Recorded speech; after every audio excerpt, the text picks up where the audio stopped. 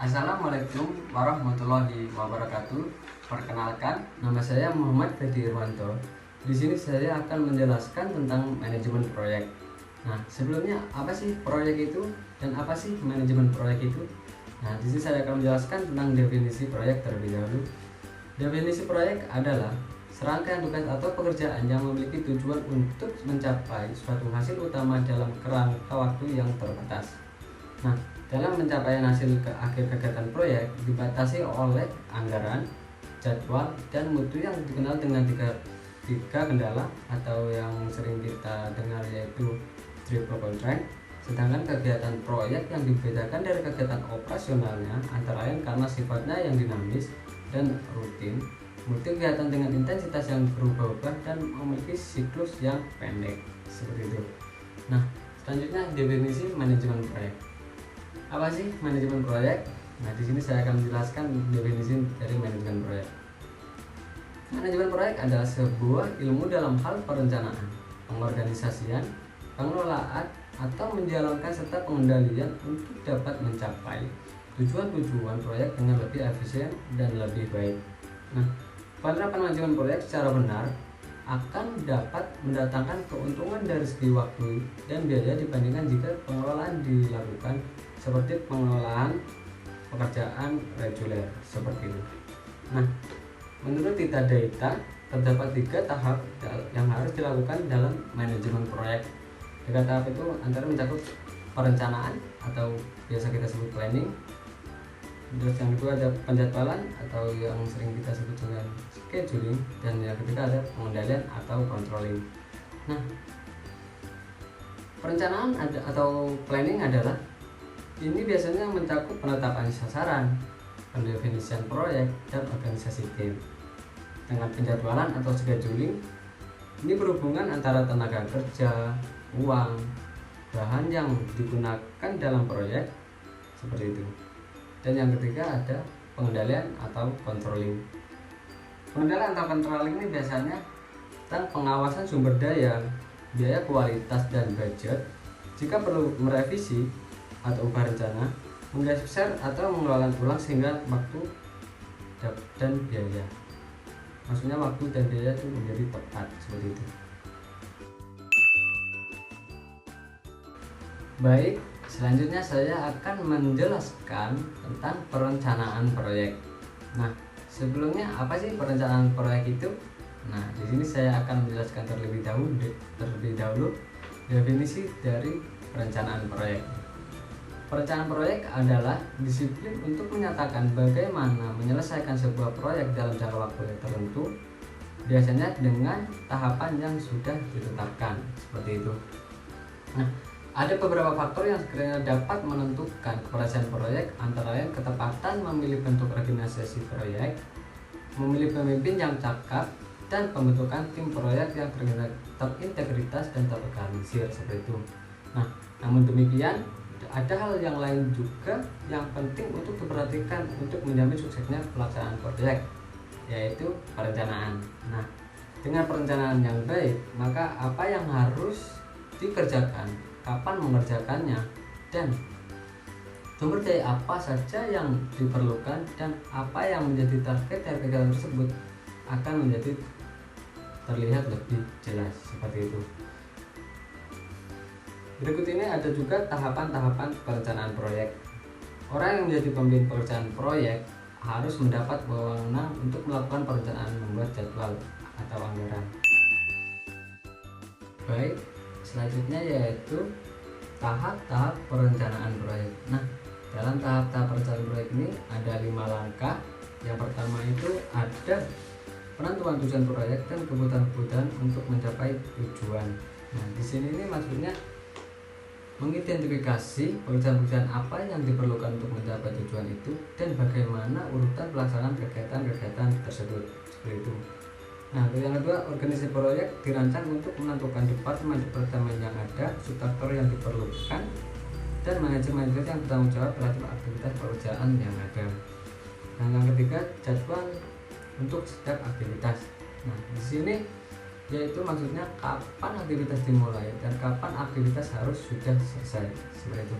Untuk yang keempat, mempersiapkan anggaran dan sumber daya yang dipergunakan atau diperlukan untuk melaksanakan setiap aktivitas. Dan yang kelima, mengestimasi waktu, biaya, dan performasi penyelesaian proyek. Baik, selanjutnya yaitu rencana induk proyek. Nah, pada bagian ini ada 3 bagian. Yang pertama bagian deskripsi proyek, yang kedua ada manajemen dan organisasi, dan bagian ketiga ada bagian teknis. Nah, di sini saya akan menjelaskan bagian pertama terlebih dahulu, yaitu bagian deskripsi proyek, di mana bagian ini berisi deskripsi singkat tentang latar belakang, tujuan, kebutuhan, kendala, masalah yang ada dan antisipasinya, serta jadwal induk yang memperlihatkan kegiatan dan rangkaian kegiatan. Seperti itu. Nah, untuk bagian yang kedua tentang manajemen dan organisasi, ini berisikan antara lain manajemen proyek dan organisasi, training dan pengembangannya. Seperti itu. Untuk bagian yang ketiga itu bagian teknis. Nah, pada bagian ini berisikan tentang penjelasan aktivitas utama proyek, waktu, dan biaya. Seperti itu. Nah, dalam bagian ini ada 8 komponen secara umum, yaitu yang pertama rincian pekerjaan. Pada item ini dijelaskan secara rinci pekerjaan yang ada. Untuk yang kedua jadwal proyek. Nah, di sini berisikan penjadwalan semua kegiatan mulai dari perencanaan, pelaksanaan tiap kegiatan, dan rangkaian hingga proyek selesai. Seperti itu. Untuk yang ketiga yaitu anggaran dan dukungan keuangan. Nah, pada anggaran dan dukungan keuangan ini berisikan tentang estimasi mengenai cash flow untuk biaya tenaga kerja, bahan dan fasilitas pendukung lain untuk pered waktu pelaksanaan setiap kegiatan yang ada dalam pekerjaan proyek. Seperti itu. Dan pada bagian keempat yaitu ada testing. Nah, di sini pengujian terhadap semua hal yang telah disiapkan seperti prosedur, waktu, dan orang yang bertanggung jawab. Gitu. Dan yang kelima ada dokumentasi. Nah, pada bagian ini berisi penjelasan tentang bagaimana proses didokumentasi dan bagaimana mengorganisir dokumen-dokumen yang dihasilkan. Seperti itu. Untuk yang keenam implementasi. Pada bagian ini berisikan tentang bahasan dan petunjuk pelaksanaan di lapangan dan bagaimana pelanggan memproporsikan untuk menjalankan hasil proyek. Seperti itu. Untuk yang ketujuh rencana peninjauan pekerjaan. Nah, di sini berisikan tentang prosedur mengenai bagaimana pekerjaan proyek dimonitoring, ditinjau dan dikendalikan, termasuk waktu siapa yang menjalankan dan standar apa yang digunakan. Seperti itu. Untuk yang kedelapan, justifikasi ekonomi. Nah, pada bagian ini berisi ringkasan deskripsi yang memperlihatkan berbagai alternatif, kemungkinan trade-off antara baik biaya dan jadwal dari proyek tersebut. Baik, selanjutnya di sini saya akan menjelaskan tentang alat-alat perencanaan. Berikut ini ada beberapa alat bantu yang biasa digunakan dalam perencanaan proyek, yaitu ada 4. Yang pertama ada work breakdown structure. Nah, ini merupakan detail yang menguraikan pekerjaan proyek menjadi pekerjaan-pekerjaan kecil yang lebih operasional sehingga mudah dilaksanakan dan diestimasi biaya dan waktu pelaksanaannya. Yang kedua ada metrik tanggung jawab.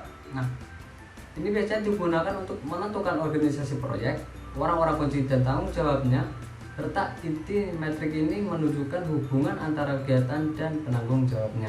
Seperti itu. Dan yang ketiga ada Gantt chart.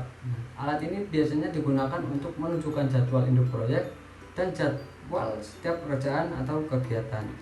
Seperti itu. Dan yang keempat ada jaringan atau network. Ini biasanya digunakan untuk memperlihatkan untuk kegiatan atau pekerjaan, kapan kegiatan atau pekerjaan dimulai, kapan harus selesai, dan kapan secara keseluruhan proyek selesai. Seperti itu.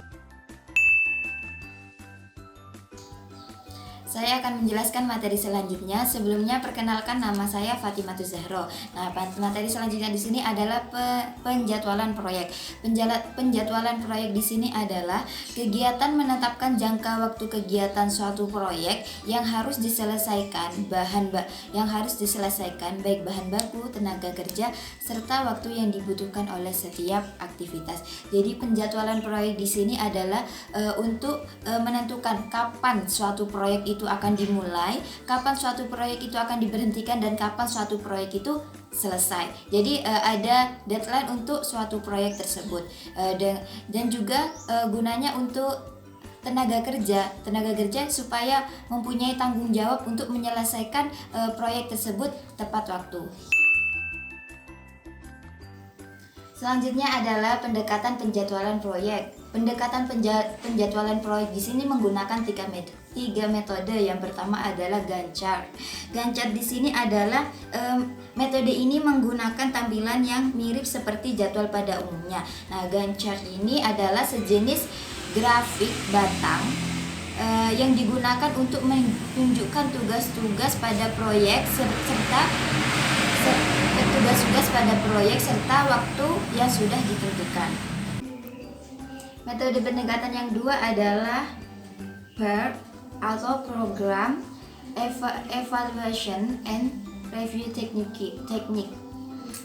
Jadi PERT ini adalah sebuah model pada manajemen proyek yang didesain untuk menganalisis setiap pekerjaan dalam proyek. Nah, yang ketiga adalah CPM atau Critical Path Method. Metode CPM ini adalah teknik menganalisis jaringan, kegiatan dan aktivitas ketika menjalankan suatu proyek dalam rangka memprediksi durasi total. Selanjutnya adalah pengendalian proyek atau controlling project. Nah, pengendalian proyek ini dilakukan dengan pelaksanaan proyek. Pengendalian proyek di sini dilakukan agar proyek tetap berjalan dengan batas waktu, biaya dan performa yang ditetapkan dalam perencanaan. Nah, pengendalian proyek ini berbeda dengan perencanaan proyek. Untuk perencanaan proyek itu konsentrasinya kepada penetapan arah dan tujuan, pengalokasian sumber daya alam, pengantisipasian masalah, dan juga memberi motivasi kepada pekerja. Nah, yang untuk pengendalian proyek ini konsentrasinya lebih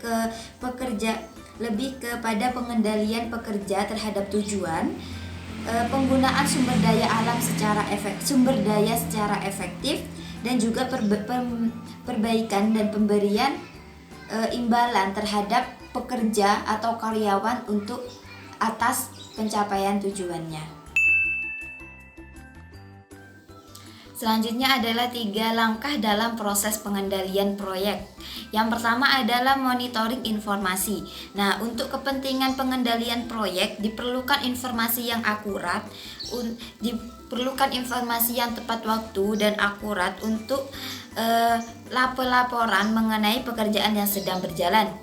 Yang kedua adalah proses pengendalian proyek. Nah, proses pengendalian proyek yang harus dilakukan di sini adalah 2. Yang pertama, otoritas pekerjaan dan pengumpulan data. Untuk otoritas pekerjaan yaitu pemberian wewenang ke tingkat manajemen untuk tim yang lebih rendah yaitu pekerja untuk melakukan pekerjaan yang sudah menjadi tanggung jawabnya. Yang pengumpulan data di sini adalah pengembangan setiap pekerjaan dan biaya untuk setiap pekerjaan secara periodik dilaporkan. Jadi setiap pengeluaran biaya dan setiap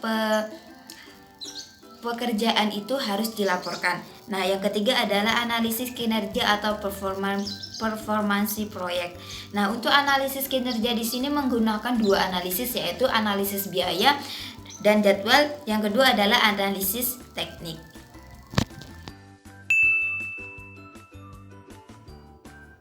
Assalamualaikum warahmatullahi wabarakatuh. Selamat siang. Perkenalkan, nama saya Ahmad Yusa Prasetyo Adi. Di sini saya sebagai perwakilan dari kelompok 4 yang akan menjelaskan tentang 2 teknik di dalam manajemen proyek. Di mana teknik yang pertama adalah teknik CPM atau Critical Path Method. Kemudian teknik yang kedua ada yang namanya teknik PERT atau Project Evaluation and Review Technique. Oke. Di sini kita mulai dari definisi dari setiap teknik tadi. Kita mulai dari definisi teknik CPM terlebih dahulu. Metode CPM atau teknik ini adalah suatu metode atau cara dan tahapan yang digunakan dalam perencanaan, pengendalian dengan menggunakan prinsip pembentukan jaringan secara sistematis dari seluruh kegiatan dalam sebuah proyek. Itu pengertian sederhana dari teknik CPM. Kemudian kita, nah teman-teman, di dalam CPM atau di dalam teknik CPM itu terdapat sebuah istilah yang namanya jalur kritis atau critical path yang perlu kita pahami, di mana pengertian dari jalur kritis adalah sebuah rangkaian aktivitas-aktivitas dari sebuah proyek yang tidak bisa ditunda waktu pelaksanaannya dan menunjukkan hubungan yang saling berkaitan satu dengan yang lain. Suatu proyek bisa saja memiliki jalur kritis lebih dari satu atau dua lebih, teman-teman. Jadi semakin banyak jalur kritis dalam suatu proyek, maka semakin banyak aktivitas yang harus diawasi secara intensif, karena untuk memudahkan kita di dalam menyusun penjadwalan serta mengawasi kegiatan proyek. Oke, kita masuk kepada definisi teknik yang kedua, yaitu definisi PERT. PERT atau Project Evaluation Review Technique adalah suatu metode yang digunakan dalam evaluasi suatu proyek yang bertujuan untuk mengurangi sebanyak mungkin adanya penundaan, kelalaian, konflik maupun gangguan terhadap suatu proyek, teman-teman. Termasuk di dalamnya melakukan koordinasi dan sinkronisasi dengan berbagai bagian dari keseluruhan pekerjaan agar dapat dilakukan percepatan terhadap penyelesaian proyek. Seperti itu untuk definisi sederhana dari teknik yang kedua, yaitu teknik PERT, teman-teman. Oke, selanjutnya di sini kita ada langkah dasar di dalam metode atau teknik CPM dan PERT, teman-teman. Jadi CPM dan PERT memiliki 6 langkah dasar yang sama. Nomor 1 yaitu mengidentifikasi proyek dan menyiapkan struktur pecahan kerja. Yang kedua adalah membangun hubungan antara kegiatan, memutuskan kegiatan mana yang harus terlebih dahulu dan mana yang mengikuti yang lain. Nomor 3, menggambarkan jaringan yang menghubungkan keseluruhan kegiatan proyek. Nomor 4, menetapkan perkiraan waktu atau biaya untuk setiap kegiatan. Yang kelima adalah menghitung jalur waktu terpanjang melalui jalur kritis, di mana jalur kritis didapat melalui perhitungan slack dengan mengurangi LS dan ES atau LF dengan EF. Yang terakhir adalah menggunakan jaringan untuk membantu perencanaan, penjadwalan, dan pengendalian proyek. Itu teman-teman langkah dasar CPM dan PERT. Kemudian dalam paparan presentasi kali ini yang terakhir adalah di sini kami sajikan alur operasional CPM dan PERT. Bisa dilihat pada gambar PowerPoint, teman-teman. Di sana ada kerangka operasional CPM dan PERT. Yang pertama, kita itu mengidentifikasi, menentukan aktivitas dan durasi kegiatan atau setiap kegiatan di dalam proyek ini atau proyek yang kita miliki. Yang kedua adalah mengidentifikasi aktivitas terdahulu. Jadi mengidentifikasi kegiatan-kegiatan yang terjadi yang mendahului kegiatan yang lain. Yang ketiga, ada suatu tahapan di mana kita menggambarkan diagram jaringan atau diagram network dari setiap kegiatan proyek yang ada.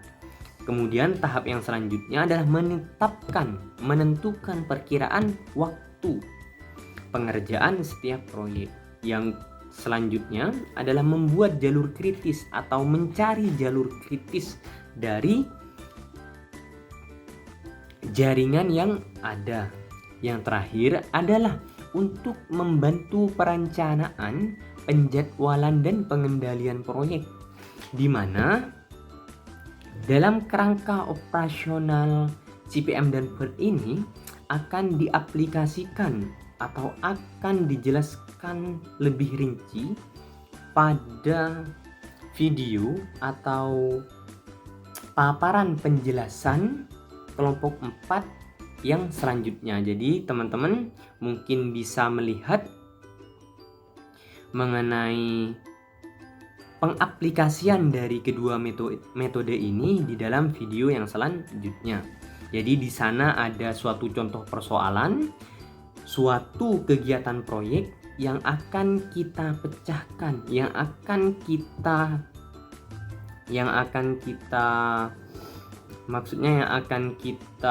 gunakan metode PERT dan CPM ini dalam kegiatan tersebut. Mungkin itu yang dapat saya sampaikan. Semoga menjadi bahan yang bermanfaat, bahan ajar yang bermanfaat bagi teman-teman. Saya akhiri. Assalamualaikum warahmatullahi wabarakatuh.